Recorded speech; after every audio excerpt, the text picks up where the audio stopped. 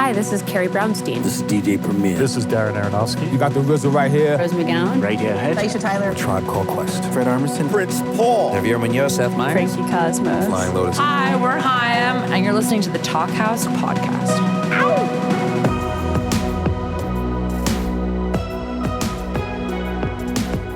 Hello and welcome to the Talkhouse Podcast. I'm Josh Modell. On this week's episode, we've got a pair of powerful songwriters, one you surely know, one you may not yet, who are on tour together and who both have great new albums out. It's Melissa Etheridge and Maggie Rose. I'll try and fail to do Melissa Etheridge's incredible life and career in 1 minute. She sold millions of records, written and performed massive hit songs, won Grammys and an Oscar, beat cancer, written books, done a one-woman show about her life, been a loud and strong advocate for gay rights since well before that was a mainstream thing to do, and now she started a foundation to investigate alternative therapies for drug addiction after losing a son to opioids in 2020. She also managed to write and release her 17th studio album over the past couple of years. Rise was co-produced with Shooter Jennings, and it's a bit more rock-leaning than usual. Etheridge is doing a big co-headline tour with Winona Judd, and the other half of today's conversation, Maggie Rose, is opening some of those shows. As you'll hear in this chat, they're having a ball.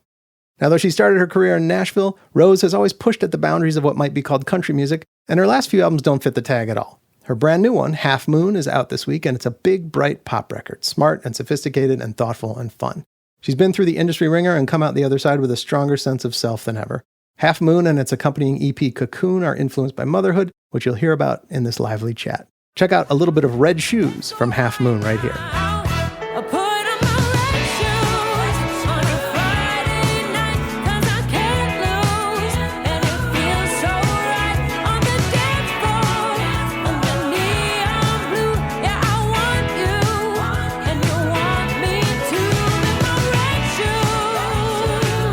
In this sweet, mutually admiring conversation, Etheridge and Rose talk about the importance of following your own path, about being mothers in a crazy business, and about the Etheridge Foundation, among other things. You'll also hear them talk about joining each other on stage on tour. You can catch them both on the road the rest of this summer.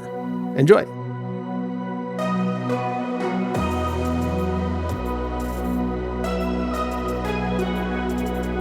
Yeah, I get to talk to my little sister. Hi, Melissa. Hi, sweetie. It's only been 48 hours. We miss you. This book you gave me. Oh, you like that 4 Agreements, huh? I love it. 4 Agreements, Don Miguel. I read it and I felt like I was meditating. That's kind of what it is. I'm not completely done because you just gave it to me, but the being impeccable with your word is the one I've been ruminating on the most. And the thing about being impeccable with your word, you know, on the surface, it sounds like, well, I'm just being honest. I'm being impeccable with my word. But if you really get into it, it's not just being impeccable with what you say, you know, to people as in the truth or not, but impeccable with your word inside. What are you saying to yourself? Mm-hmm. Are you letting your ragtag mind, what are you letting it say to you? What are you letting it say about you? And when you are speaking to someone, you know, yes, there's things you know that they want to hear, but sometimes being impeccable with your word is saying what you really, really feel and not what you just think they want to hear. Yeah. It made me think a lot about how we co-opt opinions of other people so much more, maybe now than we ever have, especially with social media. And there's, like, it can be kind of hard to trace back to the origin of what is my original thought about this matter. And it talks about fertile ground if someone says something about you and how we internalize it. And just, I think you being such a wordsmith and your songwriting and, you know, reading about how sacred the word is and expression, and like that is the higher power. It was definitely what I needed to read right now. Oh, awesome. Yeah, especially when we live and work in a world where people can give you their opinion instantly. Oh, yeah. We call that unsolicited. It's important that no matter what noise comes from all around you, that you are solid in your connection with yourself, like making an album, like recording. Yeah, I think anyone who asks me for advice, if they're trying to become an artist, that's what I usually say. I'm like, don't try to hit someone else's target. Don't. No. Are you crazy? Well, Depending on the day you ask me, some days that might be the best advice I can give Run people. away. Yeah. Be a teacher, get married, whatever. Never look back. Save yourself. Yeah. Yeah, it's definitely a labor of love. But man, your connection with your fans, being on tour with you in Winona has been, first of all, so much fun. I mean, there's no lack of fun that's being had out there. And just a testament to you. Day one, Wolf Trap in Vienna, Virginia. I grew up in Potomac, Maryland, so I had a backstage full of my family members. What a way to make a first impression on the first day of tour. And I met them. Yeah, you sure did. You met my 97-year-old grandfather. And yes. we had the youngest member of my family with my little sister's son, and then my grandfather. And I was rolling deep that day, and you were so welcoming. Usually I don't show up with an entourage, especially when I'm the opener of three. But you came up to me and mentioned Poison in My Well, which is the song that I have with Grace Potter.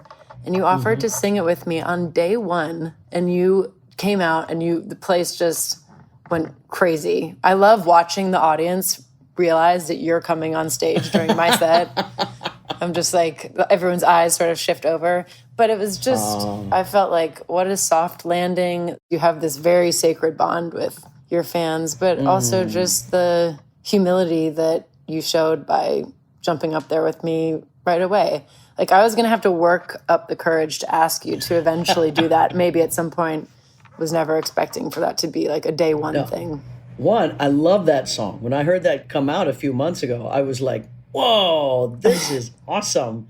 And then when I was like, she's on the tour, I'm like, I'm going to ask her. She'll have to say yes. Yeah. My guitar player, MP, and I were sitting there, and we just looked, we were like, well, I guess we're not opening the set with that anymore.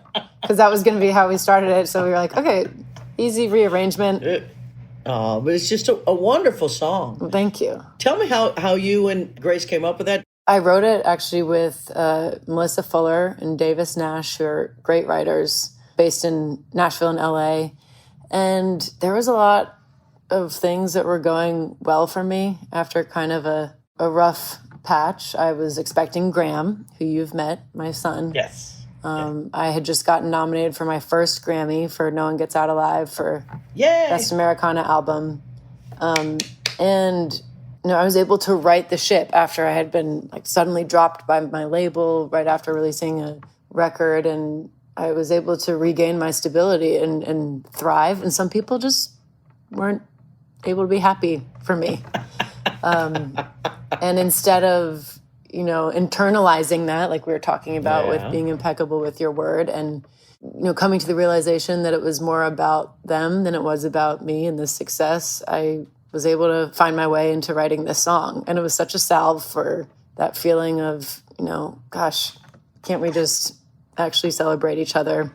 And then did you ask Grace to do it? Or Yeah, so I shared the EP with Grace, and she's a wonderful listener, and she really does walk the walk in supporting other artists. Yeah. And she's one of those people where I'm like, I'm not sure how she has all the time to do all the things that she does, but I sent her the music, and pretty much the next day she came back with thoughtful analyses of every song and just great feedback. And I just asked her on the spot if she would be willing to be a feature on that song. And she said yes. And her husband, Eric Valentine, who's this great producer, was able to put her vocal part down. And the next day we had Grace's part, and she just took it to another level.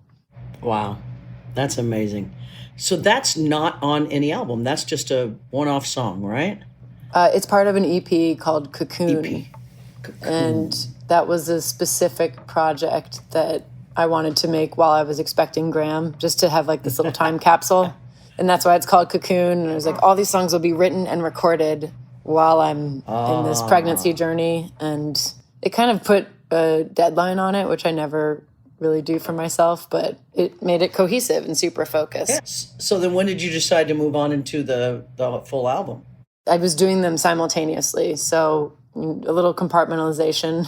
But also Half Moon is definitely a documentation of being a mother and this first season of Loving Graham, but it's about womanhood and transformation and revolving around something bigger than you and holding all the multitudes at once. Like, I love how the moon is inherently feminine and always serving something bigger than itself, but goes through all these phases and returns to itself, and it waxes and wanes, and we go through a lot of stuff as women.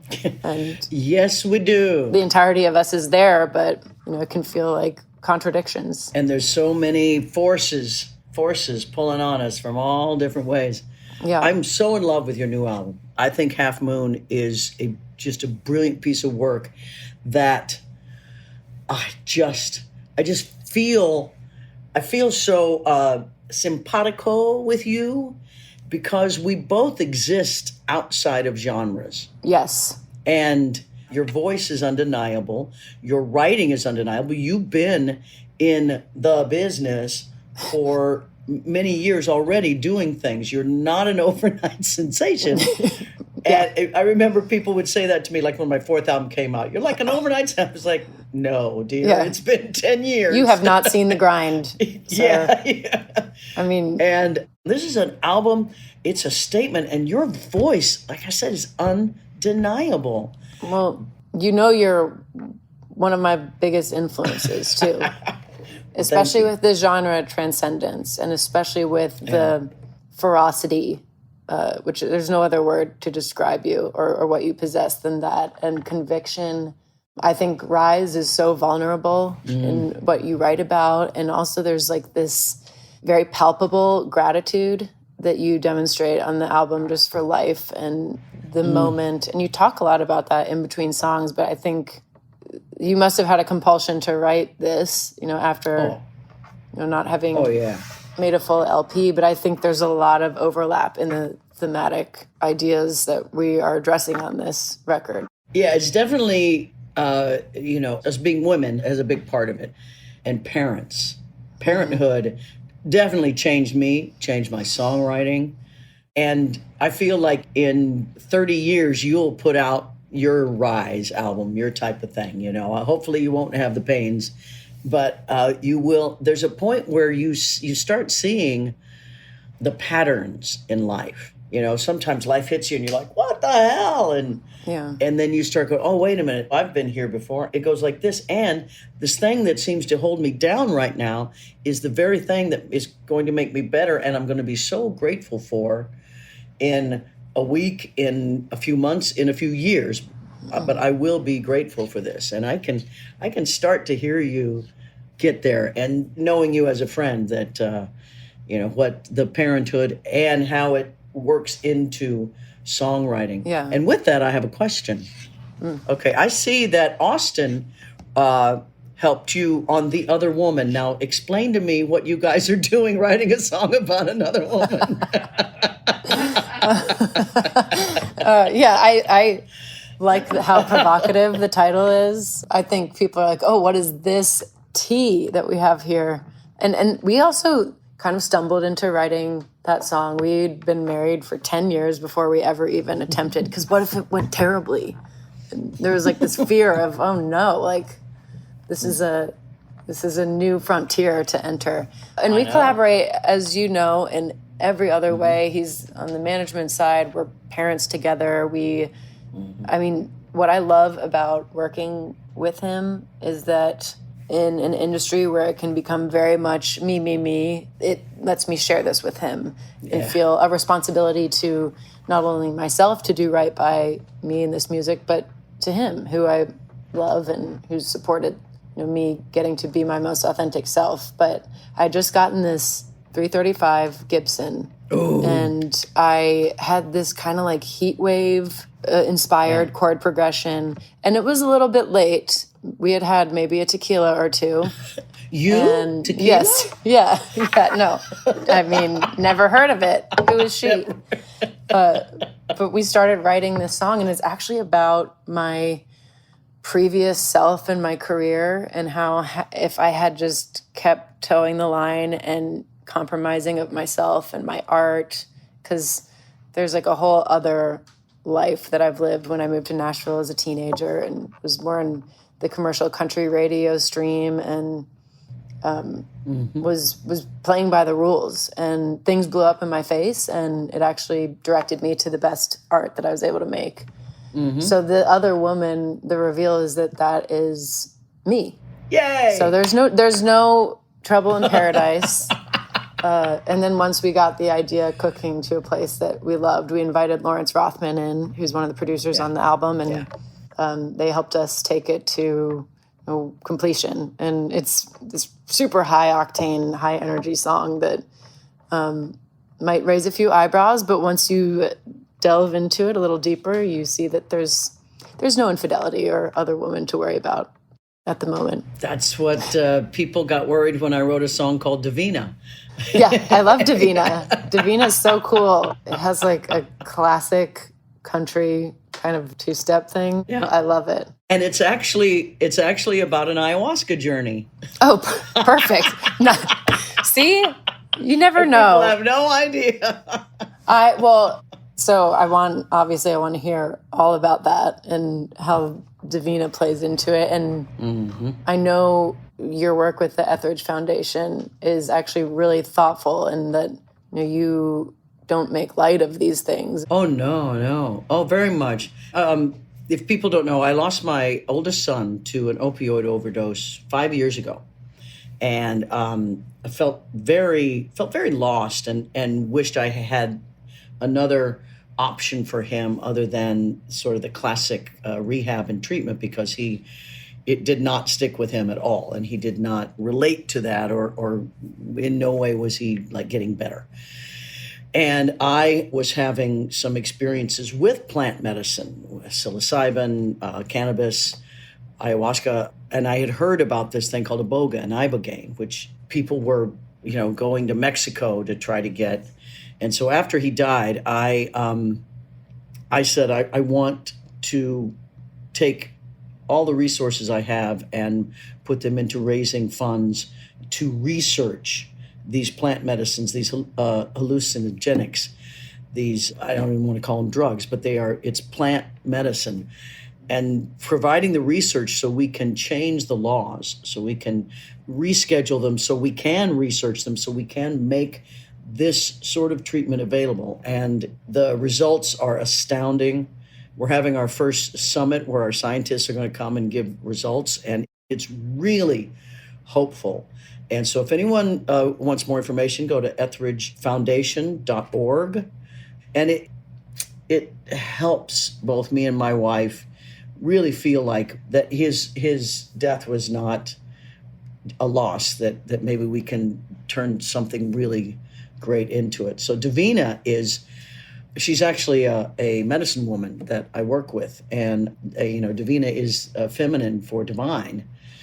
And if you do medicine work, ayahuasca is a feminine spirit, and you feel this closeness. And it's not for everyone, but it is. It can absolutely change a person's life if that's what they're called to. Well, everyone hasn't sustained some of the challenges that you have overcome too. So I think that it helping you explore alternatives to something that we all know to be, with opioids, incredibly addictive. Sometimes you wonder if there's a reluctance to explore these alternatives and if people are gatekeeping this information. And I think that's why you pursuing this is so important. And we don't heal in a straight line, so we don't all need the same medicine either. Yeah. And the summit is in November, and I very much want to be there and be a part of that. Come to LA. We'll have some fun too. Yeah, not us. We never have fun. Never, not us. No.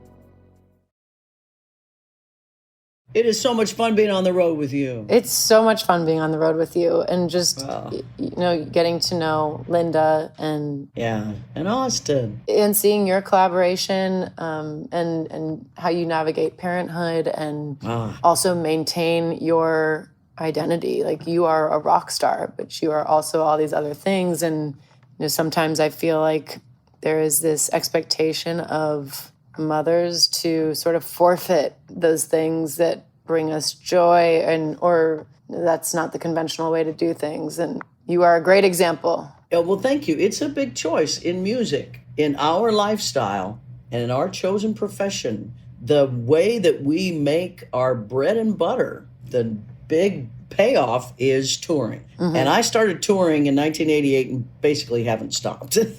Yeah. I took, the pandemic off, took a year off when I had my first child, and a year off when I had cancer, and that was it. That's all. And that's the last 35, 40 years. Oh, you slacker. I love it. My children love it. Every summer they came out on the road with me, and they all of them are very good travelers. They instantly, you put them in a moving vehicle and they'll fall asleep. Yeah. My oldest son, Beckett, used to fall asleep whenever I'd start singing. I'd put them to sleep on the bus, and then I'd go sing, and they just fall asleep. So they'd always fall asleep to my music. It's like Pavlovian. It's like, yes, my bedtime. Yeah, he could be in the audience sitting in his seat, and he'd just fall asleep. I'm starting to notice those patterns with Graham too. He's so well adjusted. He doesn't have stranger danger at all, which I'm kind of like, maybe a little bit of that would be good at this point. They'll know, and it's good. You want your child to not be afraid of the world, but be solid in themselves, and they will know right from wrong. That's the one thing. When I had all 4 kids, I was like, I've got to teach them right from wrong and how to be. They really do come in with a full package. They know more about feeling than what you tell them. They really feel it. They'll know the do as I say, not as I do sort of thing. It will. They can see through that. Yeah, Graham, I just got a video from my parents who are watching him because, I bring him everywhere. This is the longest stretch I've been away from him. And they sent me this video of him fully walking. He took like 10 steps, and I burst into tears. But I also was so happy that I get to share some of those moments with my family too. Oh, yeah. He's with his cousins and having a good time, but it just looks a little different from my vantage point and yours and how we do this. And I wonder one day when he's going to come to me at like 4 or 5 and have an intervention and be like, I want to go to school or have this normalcy. I think there's so much conviction that we have to have that what we're doing and what we're choosing is the right thing for our children, because we don't really have a template to look to. Many artists have toured with their children, and I found a way. Once they really started going to school, I would tour in the summer, and it would kind of bleed over into the spring, into the fall. And I missed a couple of school plays, but my children have never said, you weren't there for me at all. They love that they've got to travel, that they had an unusual life. And my oldest, other kids would come up to her in high school and go, well, what's it like having a musician, a rock star as your mom? And she goes, I don't know. What's it like having a doctor as your mom? No? It's the same thing. That's my mom. And they'll know if they were loved. They'll know if, they were fed and watered and, And the thing that they will always have is they'll know that their parents were doing what they loved. And the only thing that would ever take them away from them is something that they loved. And if you share it with them and said, I had this great time. I went here and it was wonderful, and someday I'm going to take you there. They love that. They love knowing you are having fun and doing what you love. And it shows them how to do what they love, no matter what. And I think preserving your identity through music and still saving part of your soul and intention to dedicate to that is what makes you, specifically Melissa, their mother. And that's why it's worth continuing to invest in self-expression and music and what we love, and you just figure it out. You talked about Beckett passing on 5 years ago and how there was a bit of a gap in between your last LP. Was there like a lightning bolt moment that made you realize that Rise was emerging? As we were coming out of the pandemic, my wife and I had during the pandemic, we had made our own show. My wife works in television, and so we had this idea that we would broadcast 5 days a week from my house during the pandemic. And it was very successful and we had a lot of fun. And what I did is I ended up performing like every single song. No, actually every single song I'd ever released and recorded. And it really like got me back in touch with myself. Yeah. And so at that point I was like, you know what? I think I need to write a book. And so I started writing. It was my second book, but I started writing it. And by doing it, I was talking to my wife. And she loves to sit and listen to me tell stories. And we love nothing more than to tell stories. So I would just tell her all these stories. And as I went through and wrote the book, I started talking with her. I said, you know what? I think it's time to do my one-woman Broadway show. So I released the book. And then I took all that and rooted it down into well, at first it was about 6 hours long, but we finally got it down to 2 hours. I have a big life. And once I did that, I forget how many months it was, night after night, 5-6 nights a week, that show, doing the show over and over, talking about my life, talking about moving through and recovering through my loss of my son, talking about my cancer, talking about everything, just night after night after night. And it was like cleansing. It's like, okay, I have released this now. So my next dream that I always had was, I want to go perform in a women's prison and record it and make a concert. So that was my next project. Boom. And my manager, Deb Klein, she was making my dreams come true. She's like, okay, we got this, boom. And we did that. And I said, wow, this is the time to do what I want. And so we entered 2024 and I said, I know the next thing I want to do is release a brand new original songs album, just a Melissa Etheridge album. And I said, I want to release it in 2026. I want to write it in 2020, record it in 2025, and then we're going to release it in 2026. I was like giving myself lots of time. And it was great because then I turned on that part of me that writes, that collects inspiration.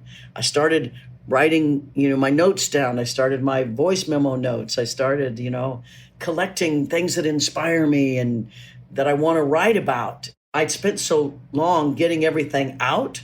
I finally was putting it back in, and being inspired and creating.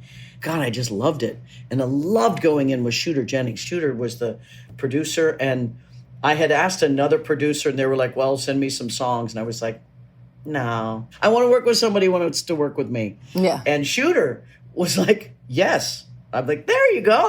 He knows that it's going to be a great experience. Like, we got to keep this good energy flowing. Yeah. I mean, I met him 15 minutes and we were like, yes, this is fantastic. And it was an incredible experience. I went in with my road band. So we were already all warm and knew each other and boom, which is so great. And it was a great experience. And I love now taking these songs on the road. That's just you telling that is so satisfying to hear, because I mean, it sounds like a record that your antenna was just completely up and you had primed yourself for this moment of putting that album together. But what you said about just not purging, but like sharing all of this with everybody, and it was blocking you from receiving that. Maybe. And these songs are so beautiful. Like, there's a joy in this, but also, I mean, there's that beautiful tribute with Call You. I mean, it is like you are really slicing open your heart and sharing so much. Did you feel like when you were doing these streams and broadcasts that all of a sudden that was like unlocking a new mode of communication with your fans that you had never sort of engaged with before? I felt like that with the pandemic. I was like, ooh, this is a whole new level of engagement and sharing. Everybody did. Yeah, I had to be okay. I said, I just can't put makeup on every day. I'm just going to walk out and do this. I'm not, this is how I look, And it was my love of music and just connecting with people who were just home day after day. And so it was very difficult, but it's a fond memory for Linda and I. And I want to talk about your songs because, dang, I love this album. No, I love this album. And I want to talk about how strong the production and the choice of really focusing on your voice. I love how Lawrence just takes your voice and it sounds like Patsy Cline and Adele. And oh, come on now. Yes, come on now. That's exactly it. And now I kind of know how my wife feels. Sometimes my wife gets really upset that people don't understand me as an artist. And I'm upset that people don't understand you. And I think they will. I don't want to focus on, oh, this is the negative, this is not happening. I want to focus on everyone I meet. I'm like, hey, get this Maggie Rose. She's a big star. You just are. You've got all that. Well, thank you for saying. So often we wait for the industry to tell us who we are and if we're okay and if we're big. Know that you are. Know that every time you sing, people are affected. And there's some of us who have voices that's our gift, is to sing and affect change like that. So this album is just ridiculous. And if you're listening to this podcast and you don't have Maggie Rose's Half Moon, when does it come out again? August 14th. August 14th. From it. So if you don't run out and get this, it is so delicious. Every single song, the production, your writing, your voice, Red Shoes, I can't get it out of my head. It's a massive hit song. I wish there was a platform. There's country, there's Americana, and then there's whatever it should be, where this should be the top, should be the number one song on whatever chart that is, that we don't have that kind of music. That we don't have a label for it anymore, place. This can break through. If Americana gets brave and plays these songs, like they did Poison in My Well, I consider that a hit. And these songs can follow it, even though they're wider and bigger. And I mean, even lush. I think lush might be a word. And your voice just, it's so good. That's so kind of you to say. And I think you're right. We look to other things for validation too much, and we give away our power in so many ways. But I will say, I have reckoned with what you've said, that I've already made it, in the sense, not that, and Austin and I talked a lot about this the other day before I went into an interview with Rolling Stone, because there is frustration. I do feel like I'm at this point where I'm making the best music I've ever made, and it's being met with a weird musical environment. Like, the industry is all upside down. You and I are live performers, and we've talked about this a little bit on the road. That all is tangential.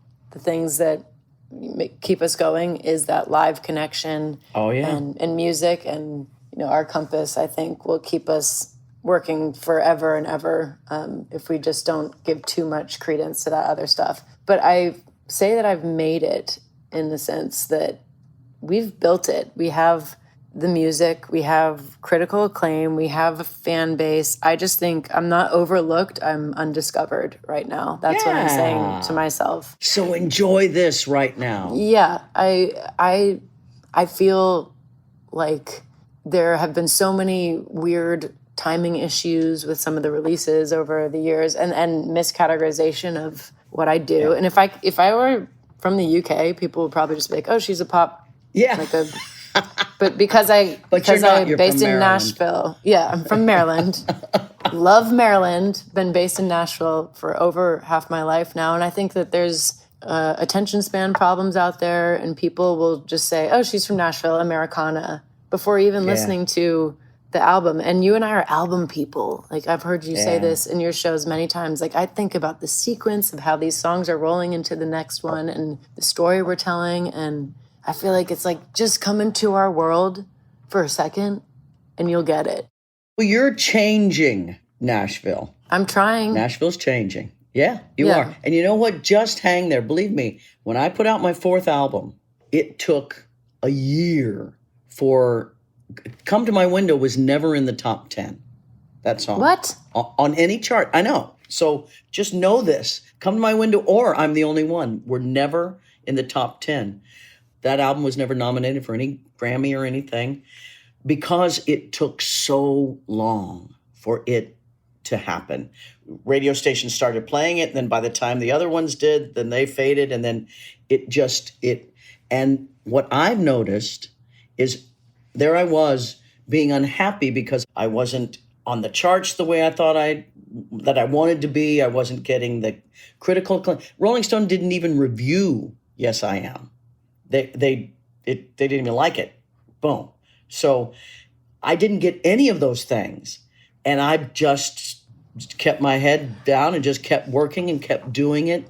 And now I look back and I'm like, oh, I shouldn't have tortured myself so much, because look how it turned out. It sold They're like 7-8 million copies, and huge entries in the American songbook. I mean, right. So, obviously, me not is. knowing those statistics shows you how inconsequential these things exactly. are. So believe me that when you have a career where you are meeting your fans, you're playing for them, you are being true to yourself, playing your music, it will all work out for us.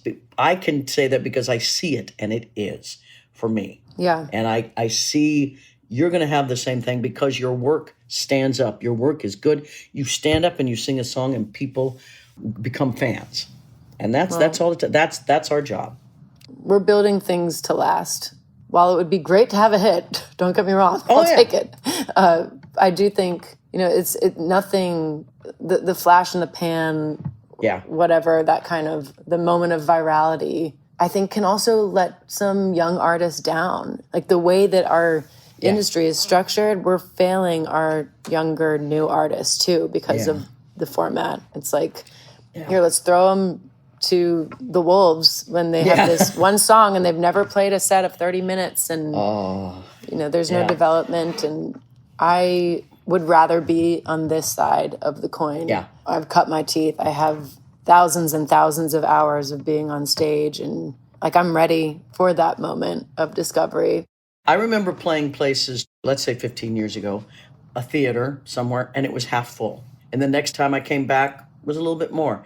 And so maybe I've been there 4 or 5 times in the last 10 years.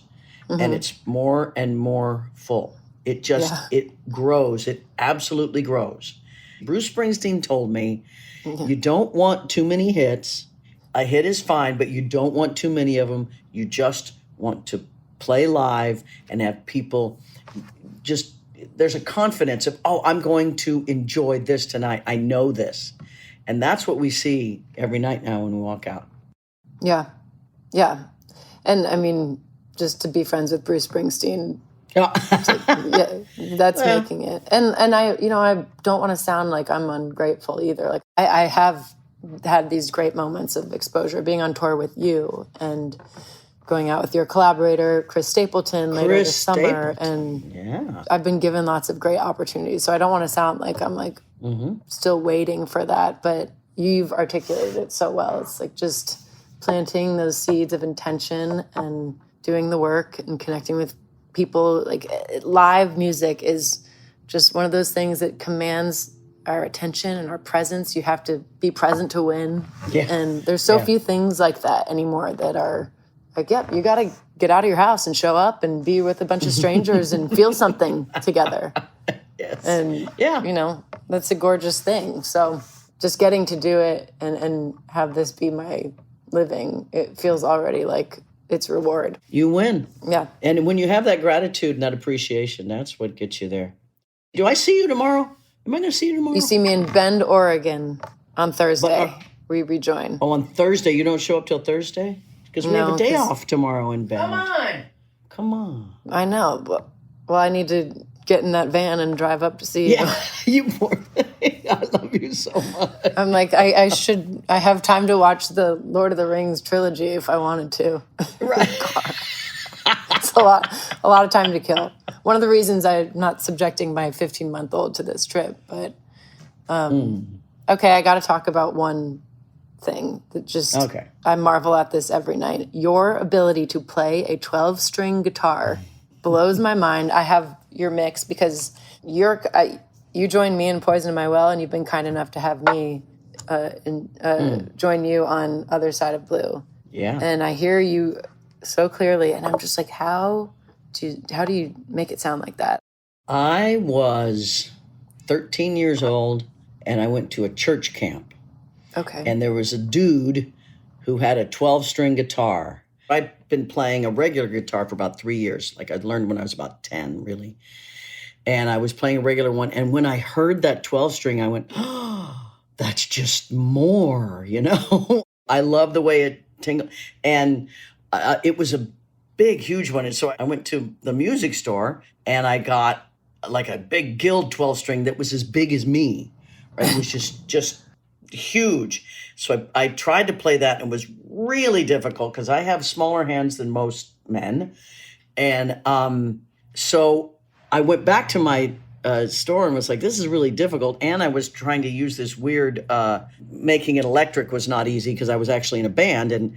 And so I took it back and I said, this isn't working for me. He goes, well, I've got a new 12-string by Ovation.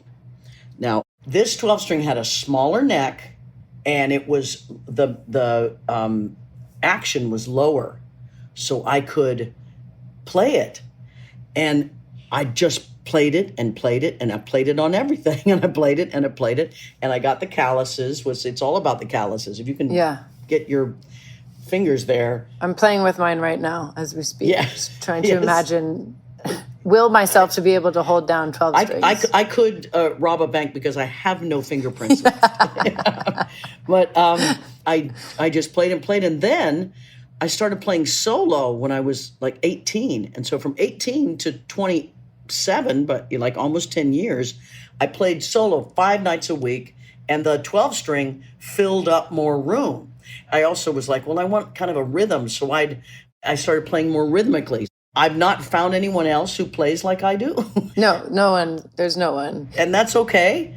And I've turned it into a thing now. And I have to get a new Ovation every few years because I beat the crap out of them. Yeah, you sure do. But it's fun. I mean, it's like a drum. It's percussive, and there's just this fairy dust that it puts on everything, a sheen. And I feel like people who know nothing about guitars, they can detect that there's just something sonically different about your arrangements and mix because of how you wield that thing. I'm going to go get an Ovation. That's the one to get. There's a new Melissa Etheridge Ovation on the market. You can get the signature 12-string. Looks like mine. But, okay, there you go. I'm glad I brought it up. Well, I can't wait to see you in Oregon. Oh, we're gonna sing together and just have a great time. You are just incredibly talented. I'm just telling everybody, go get the album, Half Moon. Go get Half Moon of yours, and go get Rise. Those are two very good. You could take a long drive with those two albums. That's hours of entertainment, and you will feel, I think, it'll be more right with your soul after those listens. There you go. Very much so. Without a doubt. I really just appreciate your friendship, too, and mentorship, and getting to know your family, and how welcome you've made me feel. And you lift up so many musicians, and you're a real one. You really are. Well, this is just the beginning, darling little sister. Life is good.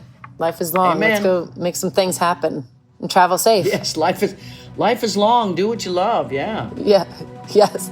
All right. Bye. Bye. Thanks for listening to the Talkhouse Podcast, and thanks to Melissa Etheridge and Maggie Rose for chatting. If you liked what you heard, please follow Talkhouse on your favorite podcasting platform and check out all the great stuff at talkhouse.com. This episode was produced by Myron Kaplan, and the Talkhouse theme is composed and performed by The Range. See you next time.